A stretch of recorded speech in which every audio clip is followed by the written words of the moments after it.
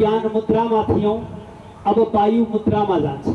दाहिने नासिकाबाट छोड्दिन्छौँ, फेरि दाहिने नासिकाबाट पूरा श्वास लिन्छौँ। ए श्वास आओ म भित्र पवित्रता छोडेर जाऊ।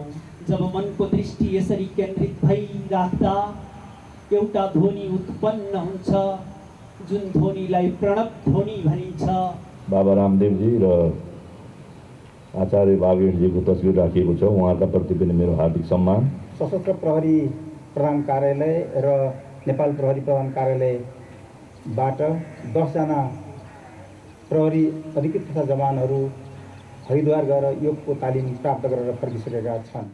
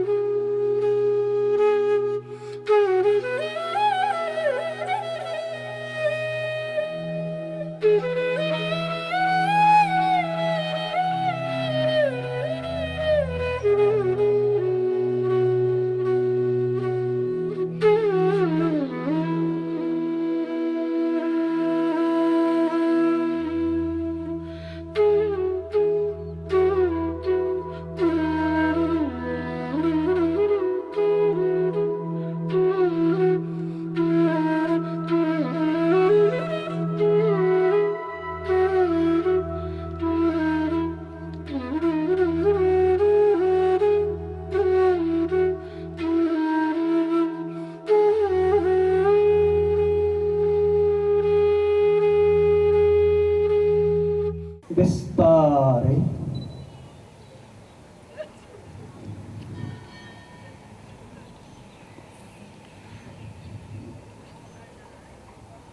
ढाड कम्मर दुख्ने व्यक्तिहरूले अब यसपछिको आसनलाई ध्यान दिनुहोला।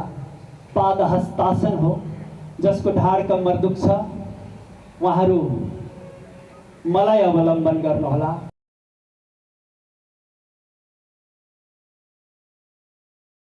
अर्धचक्रासन।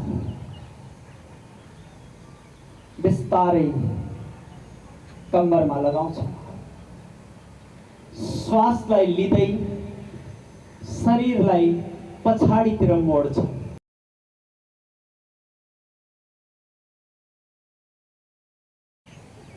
उच्च रक्तचाप, मुटुका बिरामी र हर्नियाको समस्या हुने व्यक्ति पछाडि जान हुँदैन, रिङ्गटा आउन सक्छ।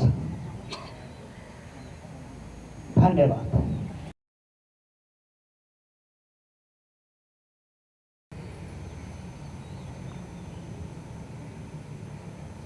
फेरि दाहिने साइड।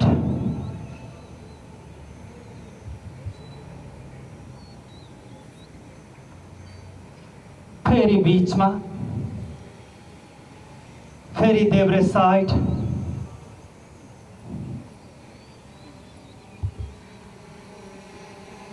फेरि बीचमा। दुईटै गोडालाई जोड्छौँ।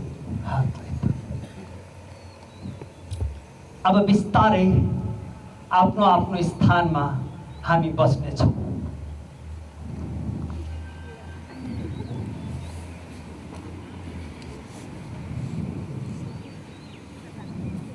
दण्डासन। दण्डासन। दण्डासनमा बस्छौँ यसरी। यसलाई दण्डासन भनिन्छ।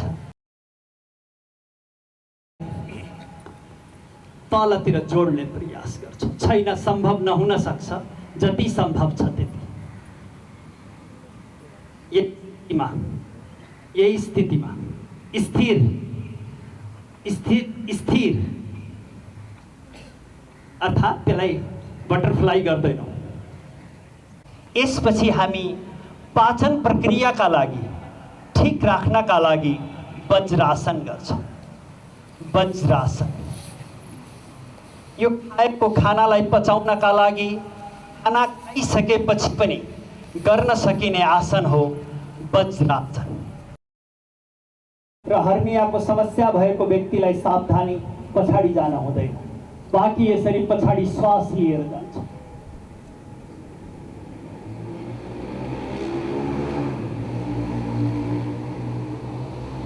श्वास छोडेर आउँछौँ, हात अगाडितिर आउँछ।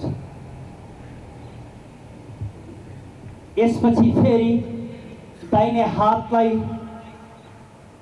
दाहिने गोडाको तलुवामा लगाउँछौँ, बायाँ हातलाई बायाँ गोडाको तलुवामा लगाउँछौँ र यही स्थितिमा रोकिन्छौँ श्वास लिएको अवस्था। श्वासलाई सामान्य पनि राख्न सक्छौँ। यो नियमित अभ्यासमा यसको भूमिका निकै महत्त्वपूर्ण छ। विशेष गरेर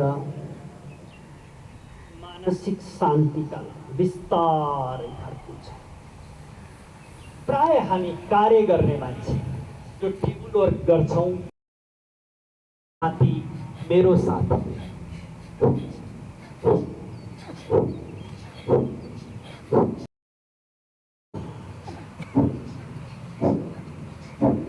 मान्यले योग गर्छ,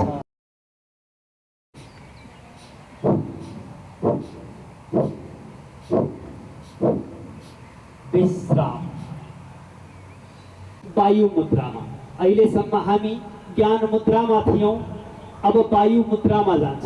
ज्ञान मुद्राले एकाग्रता पैदा गर्छ। दाहिने नासिकाबाट छोडिदिन्छौँ, फेरि दाहिने नासिकाबाट पुरा श्वास लिन्छौँ, देब्रे नासिकाबाट छोडिदिन्छौँ, फेरि देब्रे नासिकाबाट पुरा श्वासलाई तान्छौँ।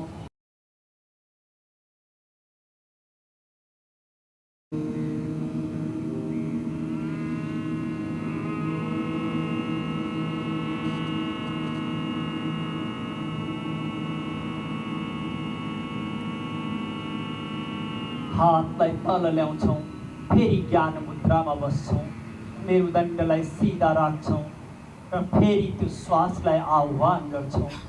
ए श्वास आऊ, म भित्र पवित्रता छोडेर जाऊ।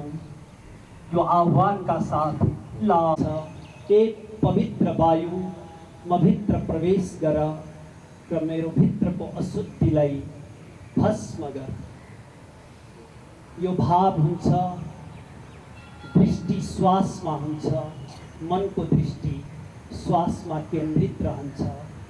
जब मनको दृष्टि यसरी केन्द्रित भइराख्दा एउटा ध्वनि उत्पन्न हुन्छ, जुन ध्वनिलाई प्रणव ध्वनि भनिन्छ। अर्थात् त्यो ओमको ध्वनि श्वासभित्र लिँदा पनि उत्पन्न हुन्छ, श्वासलाई बाहिर छोड्दा पनि उत्पन्न हुन्छ। पीठको अनुसन्धान भएको छ, जो अन्तर्राष्ट्रिय जर्नलहरूमा छापिएको छ।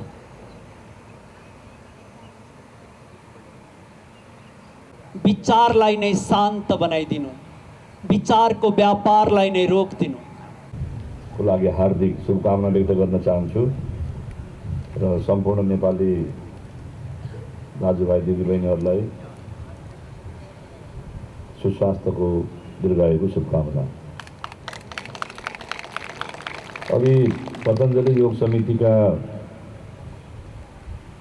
हाम्रो ट्रस्टी शालिग्राम सिंहजीले आफ्नो मन्तव्यमा धेरै महत्त्वपूर्ण कुराहरू भनिसक्नु भएको छ र उहाँको भनाइका प्रति म हार्दिक समर्थन गर्दै उहाँलाई धन्यवाद दिन चाहन्छु। र शालिग्रामजीको उमेर चाहिँ नि हाम्रोभन्दा बढी नै छ, तर उहाँले चाहिँ नि दैनिक योग गरिरहेका कारणले, ध्यान गरिरहेका कारणले सबै हेर्दाखेरि हामीभन्दा उहाँ चाहिँ नि जवानै देखिनुहुन्छ। त्यस कारणले शालिग्रामजीलाई पनि र समस्त पतञ्जलि योग पीठका ट्रस्टी र सहभागीहरूलाई पनि यो महत्त्वपूर्ण दिवसमा हार्दिक शुभकामना दिन चाहन्छु।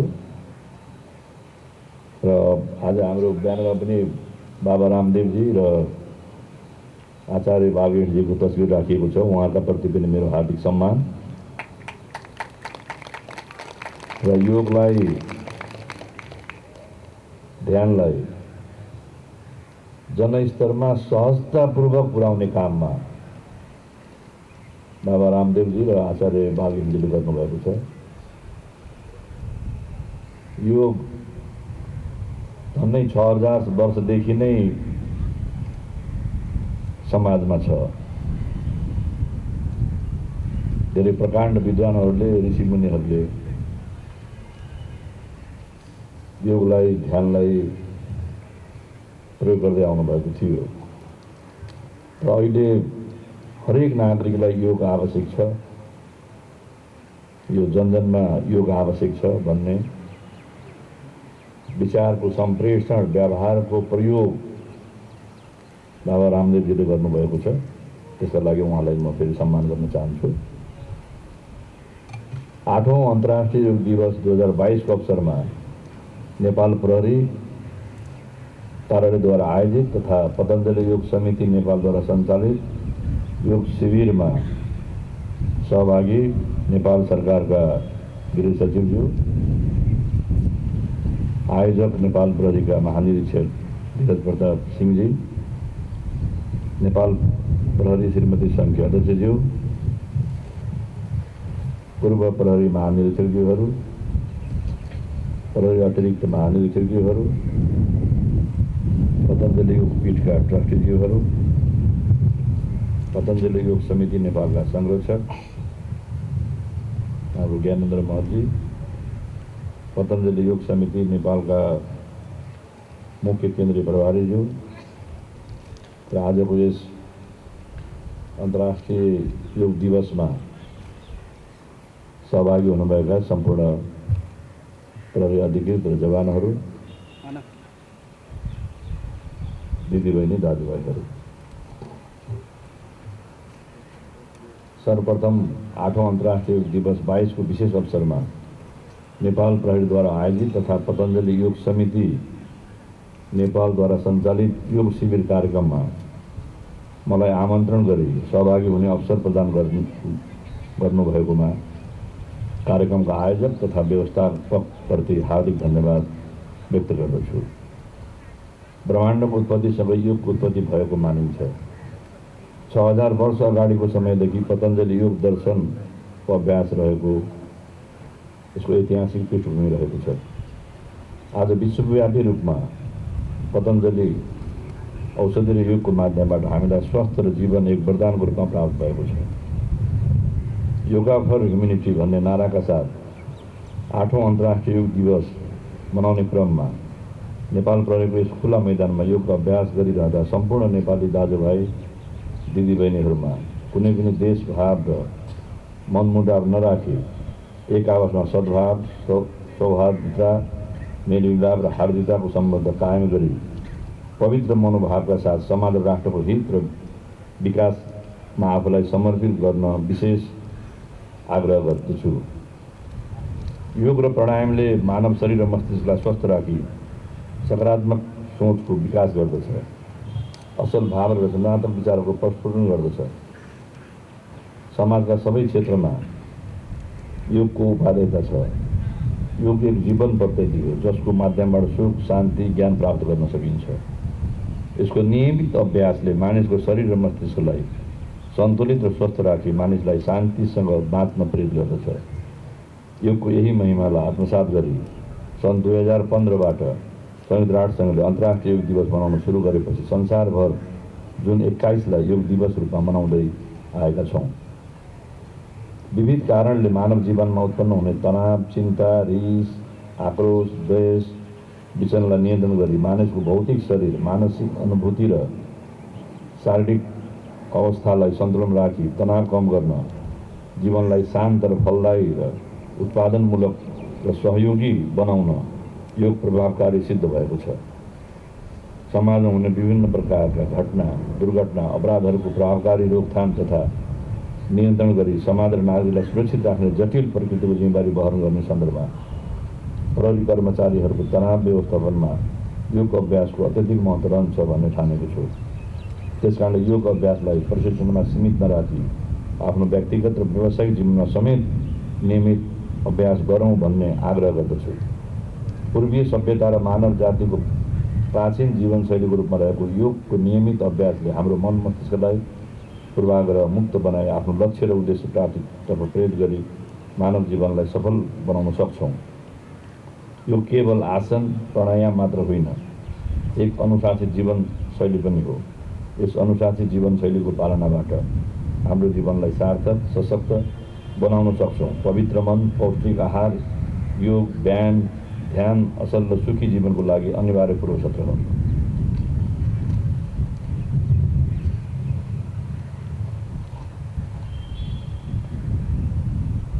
भौतिक सुख सुविधा, यस आराम हरेक मानिसको अन्तर्निहित चाहना र आकाङ्क्षाहरू हुन्। तर योभन्दा पनि माथि जाने हो भने मानिसको अन्तिम ध्येय आनन्द र शान्ति प्राप्त गर्नु हो।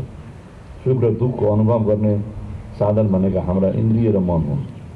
विभिन्न आसन, प्राणायाम, ध्यान र साधनाद्वारा मन, आत्मा र शरीरलाई जोडेर असीम आनन्दको अनुभूति प्राप्त गर्न सकिन्छ। मानिसको शारीरिक, मानसिक, भौतिक र आध्यात्मिक सबै पक्षलाई बलियो बनाउँदै स्वस्थ र सुखी जीवनयापन गर्नका लागि आफ्नो मनलाई पवित्र राखी ध्यान र नियमित योग अभ्यास गर्न उपस्थित सम्पूर्ण मानवहरूलाई आग्रह गर्न चाहन्छु।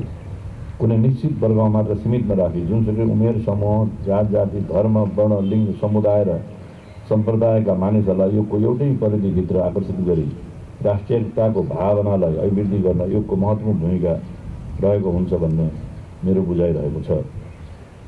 जीवनलाई सरल, सार्थक र उपयोगी बनाउन साथै शरीर, मन र आत्मालाई एकाग्र गरी शारीरिक तथा मानसिक सन्तुलन कायम गर्दै आत्मविश्वास जगाउन योगलाई आफ्नो जीवन पद्धतिको रूपमा स्वीकार गरेकोले आजको विश्व जगतमा हामी सबै योगिक जीवनको अनुसरण गर्न आवश्यक ठान्दछु।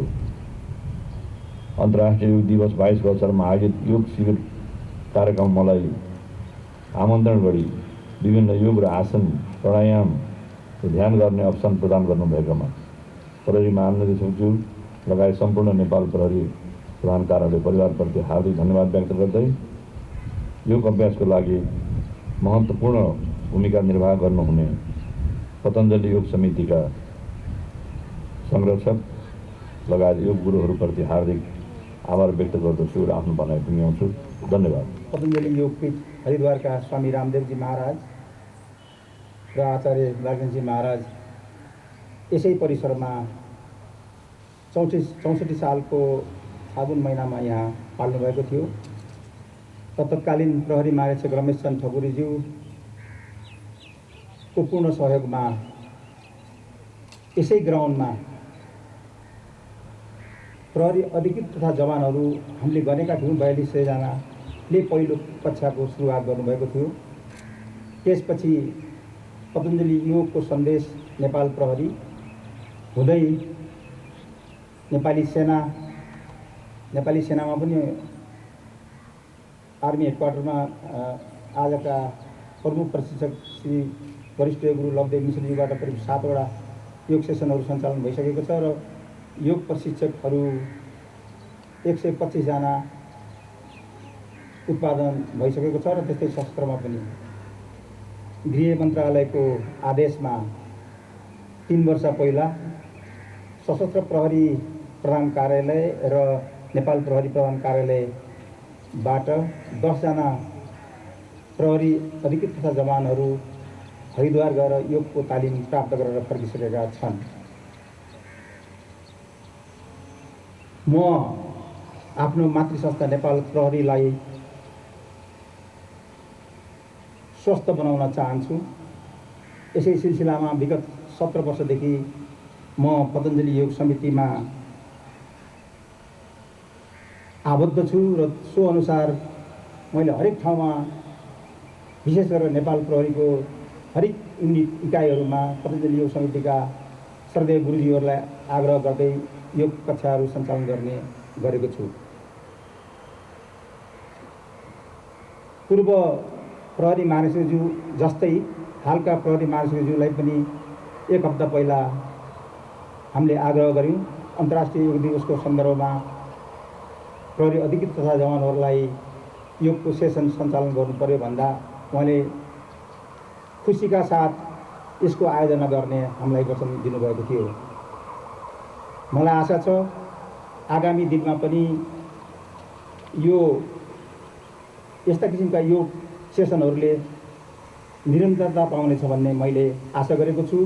किनभने हामी प्रहरी प्रतिकूलतामा काम गर्छौँ, यो गर्दा अनुकूलता प्राप्त हुन्छ।